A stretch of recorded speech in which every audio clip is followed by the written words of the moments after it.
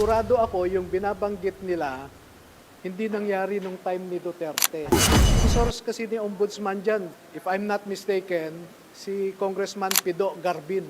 Pinabayaan ko sila. No?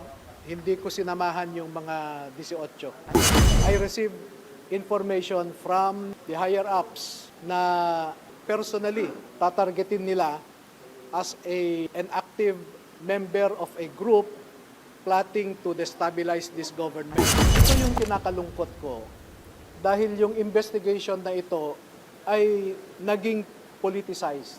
Hindi na legal lang eh.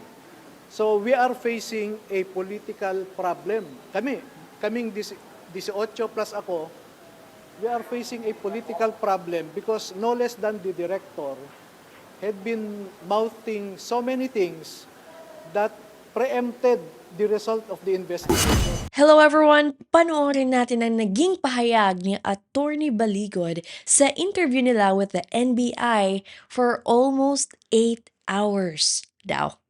So don't forget to hit like and subscribe for more. Simulan na natin. Ang na-observe ko po ay very exhaustive yung mga pagtatanong ng mga investigators at sinagot naman lahat nila pero hindi pa kami natapos, no? That's how in-depth the exercise was. So hihintayin namin ulit yung schedule na sasabihin ng NBI para sa continuation. Sir, ang sabi ko meron po mga ilan natapos na at yung iba po ay titikman na daw po ng ilan sa 18 names. Pero meron pong iba na hindi po pumirma. Bakit po gano'n? Hindi, actually hindi pa kasi tapos yung proseso. May mga pumirma pero meron pang supplement na mga katanungan. So parang hindi pa kontento yung mga investigators. Kaya babalik pa kami. So ayon kay Attorney Baligod, naging exhaustive daw yung naging interview nila sa NBI. Umabot pa ng ilang oras. Ibig sabihin, talagang sinisilip nila ang lahat ng anggulo at detalye ng issue. At mukhang hindi pa doon nagtatapos kasi posible pa raw silang bumalik for follow-up. So mapapaisip ka rin, di ba? Ganito ba talaga ka-intensive kapag ganitong klaseng kaso? At ano pa kaya yung mga tanong o mga impormasyon na gusto pang linawin ng NBI sa susunod? Mukhang marami pang pwedeng lumabas habang tumatagal yung proseso ng investigasyon. Oo, hindi pa nila masabi kung kailan. No? So hihintayin lang po namin yung subpoena nila. Okay? Attorney, bali lahat ng 18 sumalang sa one-on-one interview, bali nakulangan lang sasagot yung NBI, kaya ipapatawag kayo, tama? Hindi naman nakulangan ng sagot, pero hindi pa tapos yung pagtatanong nila. Pero sir, lahat ng 18 sumalang. Yes, oo. Sabay-sabay po sila. Iba-ibang opisina, iba-ibang kwarto. In-isolate ang bawat isa. So ano yung initial assessment ng NBI na mga identification card pa lang yung meron tayo or even pictures nyo? Kasi sabi ko diba wala kasi sabi ko dito sa Philippines, so mahirap na kutuwa ng certificate of Employment, no? So okay naman sa kanila yun na ano yung initial na kanila? Oh, yun yung isang hurdle namin dahil yung certificate of employment mahirap makakuha dahil wala na si Saldico. So yung ID naman nila ay kinonfiscate noong na-terminate sila last December 30, yung iba January 18, no? Pero may mga ipinakita kaming ibang mga pruweba na empleyado talaga sila ni Saldico.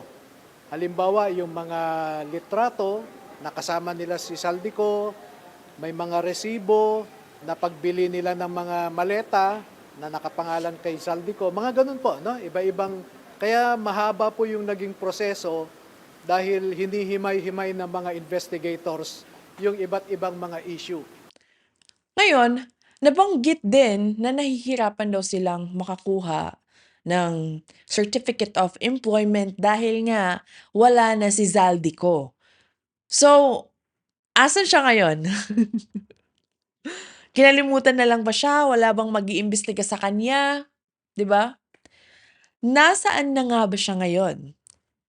At bakit naging hadlang yon sa pagkuha ng simpleng dokumento? Kung meron naman talaga silang pruweba na galing sila doon, bakit pahihirapan pa? And normal lang ba ito na kapag wala yung certain person, naaantala yung proseso? Or may ibang factors pa na involve kaya komplikado? Kasi usually, may sistema naman talaga dapat sa ganitong bagay, 'di ba? Kaya napaka-interesting kung bakit nagkakaroon ng ganitong issue. For you, sir, was it too much yung pagtatanong? Hindi mo na exhausted? Okay lang po. Kaya nga masaya kami na meron pang susunod na mga araw na ipagpapatuloy ito. Gaya ng sabi naman namin noon, kaya naman lumabas ito dahil gusto nating ilabas ang katotohanan. Pwede pong ipag-attorney, ano po yung na-achieve po nung labing walo na sundalo sa kanilang pagsala sa NBI? Ito yung na-achieve po nila kayo. Well, yung hindi pa natin masabi kung anong na-achieve, no? Kasi it's up to the investigators up to what extent they want to examine the credibility of these witnesses, no? So siguro pag natapos na yung exercise, malalaman po natin kasi isusumiti nila sa ombudsman yan. Sir, yung Secretary ng Mela Pangandaman, in your own words kanina, direkta siya tumanggap Yes. ng impact. Do you have evidence on that na mapapatunayan nga natin? Yun nga eyewitnesses ang mga ito. So nakita nila na ang gamit ni Secretary Pangandaman ay isang Mercedes na sasakyan at siya mismo ang nandoon at sila ang nagkarga, itong mga witnesses natin, no? So eyewitnesses kasi ito. Parang may nakita siyang sinaksak. So wala naman siyang documentary evidence na magsasabing sinaksak siya. Ang sinasabi lang niya yung nakita niya, no? What these witnesses were able to perceive with their own senses. Sir, apart ng pangandaman, sir, at sino po yung talagang rekta na binigyan ng mga suitcases? Yung napangalanan sa affidavit nila, How many ang rektang nakita nila at hindi nakita? hindi sila nagsabi, hindi sila nagbanggit ng isang individual na hindi nila nakita. Lahat halos na po yan. Among them, sir, sino sa mga kapatid natin na ex-Marines, sundalo na nagbigay mismo kay Pangandaman? Please raise your hand. Sa kanila, sir, sorry. If you Hindi, don't mind. hindi sila, sa NBI, sinagot nila yan. Lahat naman tayo, 'di ba? Gusto lang natin malaman kung ano talaga ang katotohanan.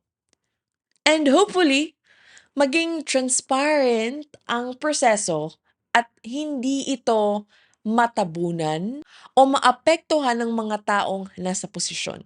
Kasi ganon ang galawan sa Pilipinas. Napansin din natin kung gaano kaingat si Attorney Baligot sa pagsagot niya sa mga tanong ng taga-media. Very measured. Parang pinipili talaga bawat salita. And based sa sinabi niya, everything daw will rely on the affidavit na sinabmit nila. So, ang tanong dito, gaano kalaki ang magiging timbang ng affidavit na to sa buong investigasyon? Naku, hindi ko na-monitor lahat dahil mag-isa lang ako. So, iniikot-ikutan ko lang sila. At saka pinabayaan ko actually ang NBI. May time nga na nakaupo lang ako doon, nagbabasa, dahil pinabayaan ko sila. No? Hindi ko sinamahan yung mga 18. Nabanggit din niya na hindi niya sinamahan yung mga ex-Marines or sundalo during the interview. At pinaghiwa-hiwalay daw sila sa magkakaibang opisina. On one side, parang magandang move to kasi it shows na individually confident sila sa mga statements nila. As what we've mentioned before, magsisync yung mga sinasabi nila pag totoo ang mga statements, 'di ba? Pero at the same time, kung iisipin mo, standard procedure ba ito ng NBI para maiwasan ang influence sa isa't isa? Or may specific reason, no? Kung bakit ganito yung setup. Either way, makikita mo kung paano nila hinahandle yung process. Makikita mo kung paano nila inaasikaso yung proseso ng verification bawat isa sa kanila. So, isa daw doon sa, sorry, isa daw doon sa maleta delivery nangyari pa sa panahon ni former Speaker Velasco under Duterte administration your action. Yun ang pinagtatakahan ko. Dahil hindi pa namin sinusumite yung original ng mga pictures na siyang susuriin ng NBI, makikita mo naman sa metadata ng photo. No? At sigurado ako yung binabanggit nila, hindi nangyari nung time ni Duterte. At to be specific, yung sa bahay ni Congresswoman Kimbo, ang binabanggit nila na time pa raw ni Velasco. Ang source kasi ni Ombudsman dyan, if I'm not mistaken, si Congressman Pido Garbin ang nagsabi. Si Pido Garbin naman, narinig ang kwento ni Kimbo. Pero makikita naman nila sa picture later on, na ang picture, I think, if I remember correctly, September 17, 2022 ang picture. No? So, pero it's too early for them to say this kasi hindi pa nga nila sinusuri yung picture. Okay? So, salamat po ha. Kaya gutom na kami. Ako, masakit na ulo ko. Kasi hindi pa kami kumakain ng lunch. Honestly. Pero last na lang, during your stay at the NBI, you posted something on Facebook na parang people are nag-nation to tag you guys as destabilizers. Ano po yung pinagugutan mo, sir? May kinalaman po ba to dito sa investigation? In fairness sa mga investigators, okay naman sila, no?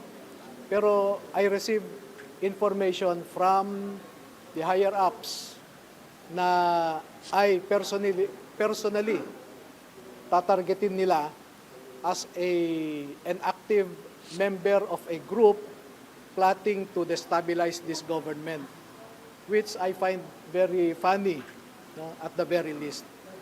Pero yun ang purpose nila, no, na they will shepherd the investigation towards proving na merong akong involvement sa destabilization. Kaya sinabi ko na kaagad yun. And my source is a reliable military officer. Active military officer na one-star general pa.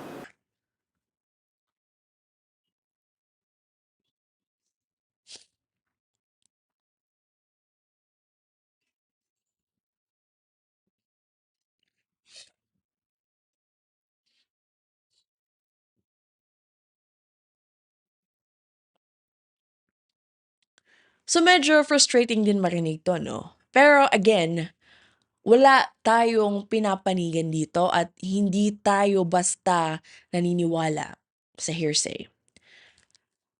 Ang importante talaga is yung magiging resulta. And ayon kay Attorney Baligod, and I quote, "They will shepherd the investigation towards proving na may involvement siya sa destabilization."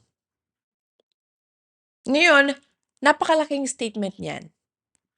And kung iisipin mo, ano ang basihan ng ganitong claim? Meron bang sapat na ebidensya na susuporta dito? Or ito ba ay parte lang ng mas malaking narrative? At sa ganitong sitwasyon, mas mahalaga talaga malinaw at objective ang magiging takbo ng investigasyon, di ba? Para maiwasan ang duda ng publiko. The investigation towards proving na merong akong involvement sa destabilization. Kaya sinabi ko na kaagad yon. And my source is a reliable military officer. Active. Active military officer na one-star general pa. So, okay, salamat. Yun na lang po muna. Ha? Okay, last no, ito yung kinakalungkot ko. Dahil yung investigation na ito ay naging politicized. Hindi na legal lang eh. So we are facing a political problem. Kaming 18 plus ako, we are facing a political problem because no less than the director had been mouthing so many things that preempted the result of the investigation. Katulad lang kaninang umaga, meron siyang sinasabi na yung picture nga daw, no, na sinasabi rin ni Ombudsman ay Duterte time pa. Eh hindi pa natatapos itong investigation eh, di ba? So yun yung worry namin. Hindi na ito honest to goodness na investigation dahil tinutulak nila sa aspeto or sa isang realm na politika na. No? We have no political or even pontifical ambitions. Ang gusto lang namin simple, makilahok, sumali, umambag para lumabas ang katotohanan sa pagnanakaw sa kaban ng bayan. No? Yun lang ang intensyon namin. Huwag na ho nilang sabihing destabilizers kami. Alam niyo, sa huli, pare-pareho lang naman tayo. Gusto natin malaman ang katotohanan. Kung makakamit man natin ito, ang tanong, paano natin masisiguro na magiging transparent at patas ang proseso?